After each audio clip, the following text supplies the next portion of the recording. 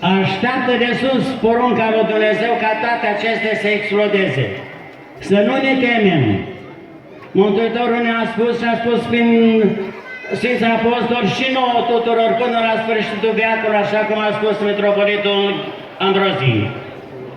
Nu vă temeți, că eu am biruit lumea. Deci, pentru asta v-am și spus aceste lucruri. Să nu ne temem că Mântuitorul a biruit lumea și noi în numele Lui vorbim. Și dacă dușmanii sunt acei care vor să distrugă tot, cum a spus tot preasfințitul Ambrozie, să distrugă ortodoxia, dar să distrugă ce esența, credința în Dumnezeu cel atotputernic. Este un profesor în America, îl cheamă Koch, care merge în fiecare universitate, e un fel de înainte mergător, cum a fost Ioan Botezătorul înaintea Mântuitorului.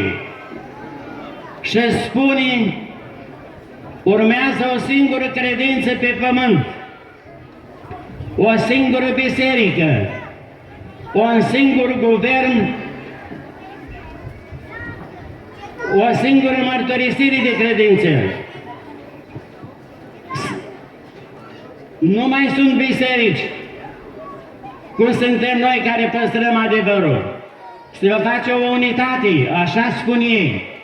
Iar zice, cine nu se va supune, nu va avea dreptul la viață. Și asta este acum revista din 2016. E numărul 2. Revista, vă știți, nu revista Lumea, ca să știți. Cine este interesat să o caute și o găsește. Și spun încă mai multe lucruri. Deci să fim foarte atenți.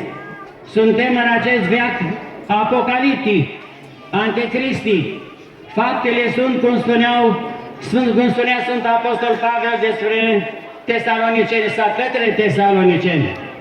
Nu este Nero anticrist. E lucrarea lui în lume. Cu atât mai mult acum. Spune că Satana este dezlegat. A ieșit Lucifer din iad cu toți diavolii lui și caută, cum spunea Sfânt Apostol Petru, ca un leu căutând pe cine să înghită. Deci noi să fim cu grijă, să fim atenți, să ne păzăm tezaurul credinței ortodoxe până la sfârșit.